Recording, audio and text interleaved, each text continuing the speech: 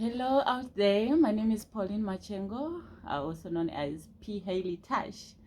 Today we are going to do an interview with this gentleman here. He has been doing a lot of applause job, so we're gonna look into it.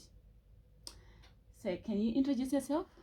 Yes, hi there, Pauline. My name is Chris Walker, and I run a small charitable organisation called Friends of Pakati.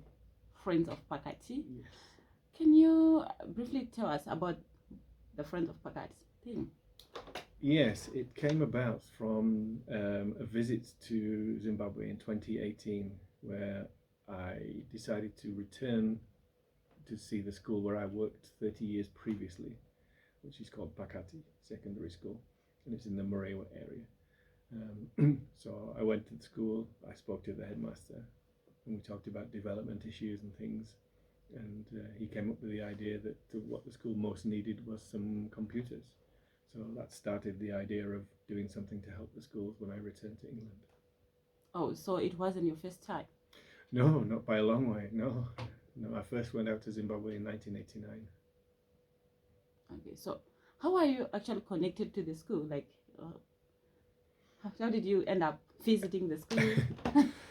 Well, in the very first place, I went to Pakati through a international development charity based in England called Voluntary Service Overseas (VSO), where they recruit professionals that are wanted by countries in the developing world.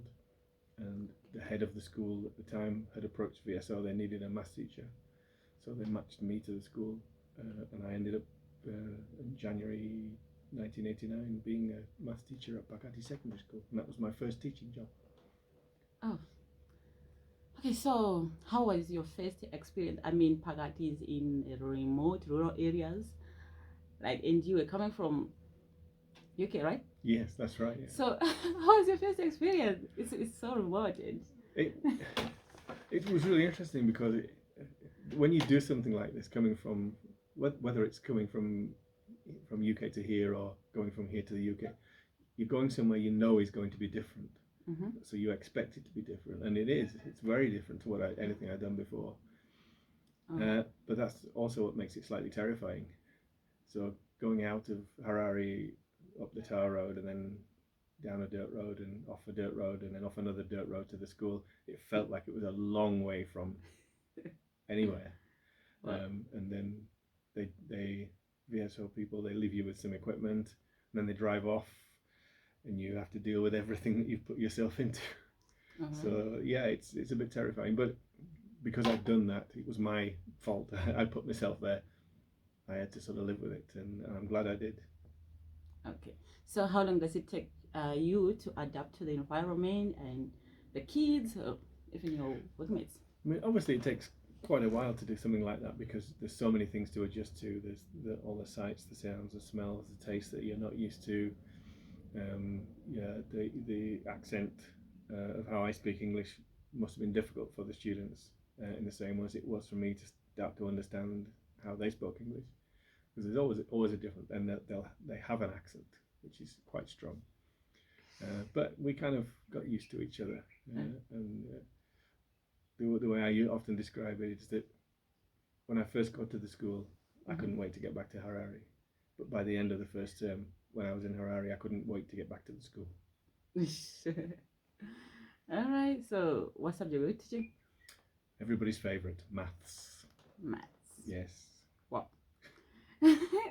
That's cool. Okay. So, do you still remember any of your students by names or something? Many of them, yes, yeah, and one of them is part of the Friends of Pakati team. A lady called Lorraine Maparanga. She is a former student of mine.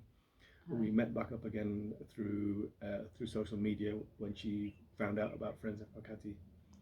And we've been in touch ever since, and I was delighted to be able to stay with her and her family just recently down at her village near the school.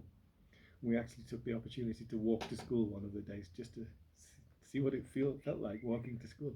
From your place? From her place, which was about 3.5 kilometers. Oh my God. So that was great. I loved that. Okay, so Mr. Walker, how was the reception from people from the community? back then and now? Is there a difference? Back then it was well, in one way Mm. there's a big difference. In another, it's none at all. It's always been welcoming. The difference back then was they didn't really know me and I didn't really know them, but I just tried to get on and fit in where I could. And I think I succeeded, because I think I mentioned to you yesterday that I got something of an honour from one of the families in the area. Okay, so are you donating computers to Pakati only, or you have other schools involved? Friends of Pakati was set up to try and get some computers out to the two Pakati schools. Originally that was the case, and ultimately that's still the case. The majority of the funds we raise, the majority of the things that we provide go to Pakati, the two Pakati schools. All right. Because certainly as I went around the ward this last week, Ward 14, Mm-hmm. it's quite clear that Pakati does have a lot of needs, possibly more than the others. So I think I'm right to pursue most of it will be there. But it's also a good thing to expand a little into other schools in the area. It seems a shame that they should miss out on some of the things. All right. Okay, so are you still going to do more? Yes. I mean, this week has definitely inspired me to do much more. The reception that I've had from all 5 schools, from the councillor, from the MP, from the heads, from the school development committees, from the kids themselves, brilliant. So yeah, we do have a number of computers already promised by the same people who donated some last time. We're just waiting to get the funds together so we can transport them out. Okay, so what was your most memorable moment at Pakati? There are so many. I mean, I'll pick 3 of them. Mm-hmm. Firstly, due to a set of unusual circumstances, for example, the head of the school went off ill. So I had to go to the Morewa offices to tell the staffing office we need a new head at the school because the old man who was there was not likely to come back. And then within an hour, while I was waiting for a bus back to the school, a lady came over to introduce herself to me, and she handed over a letter saying she was a new teacher at the school, and it was addressed to Mr. C. Walker, acting head, Pakati Secondary School. Oh so that was the first thing. They put me in charge within an hour. It was not something I asked for, but it's probably the best thing I ever did for the school. The second thing, as a result of that,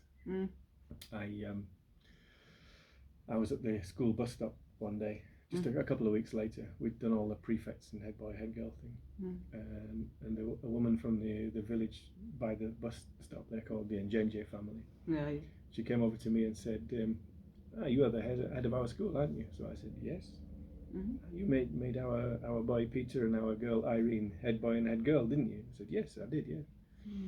Said, you're using our bus stop, don't you? I said, yeah. You must be one of us. You must be an Njenje. So your totem is Gushungo. So since then, I proudly said, I am Gushungo. So you have a totem? I have a totem. Yeah, Gushungo. I've never really fully understood the depth of it all or some of the meanings, but it's always felt an honor to be accepted. Oh and that's my what God, it seemed like. Such an honor, Gushungo. Okay, so I'm speaking to Gushungo right You now. You are. Oh, and then lastly, just a very small thing. Yeah. One day when I was walking from the school to the shops, which in my first year was about 4 kilometers, I come out of the school onto the dirt road, and there's like a curve before you get to the shops. Yeah. And on the apex of the curve is a family home. So I was walking there, and as I approached the gate where the family lived, a small girl, maybe 5 or 6 years old, came running up the yard, and she shouted out the best question I've ever been asked. And she shouted out, "Why are you?" Why are you? Obviously, she meant, "How are you?" Oh. But so I just said, "I'm fine, thank you," and she ran away laughing, happy to have interacted. But that's the best question anybody has ever asked me. Why are you? Why are you? Oh, so why are you? So I have no idea why I am. Okay, so are you still in contact with some of the faculty students and the teachers? Some of the teachers, unfortunately, now are the ones that I taught with. Some of them are now late, unfortunately. Oh, But there are a couple. I've just been in touch recently with one who is living and working in South Africa, but not as a teacher anymore. okay. Mr. Murwira, who was a very nice gentleman. All right. And yeah, quite a lot of the students have been in touch with me since I started Friends of Bakati, which is good. Oh, that's good.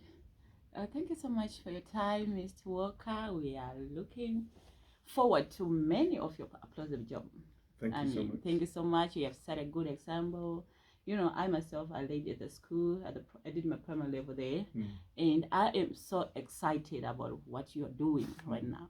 Thank you so much. You know, bringing back to the community is something that we need, and it is something like whatever we have to look back from where we came from. Indeed. It's just a good example you said. Thank you so much. Thank you so much, Mr. You're very welcome. Thank you. Thank you. Okay.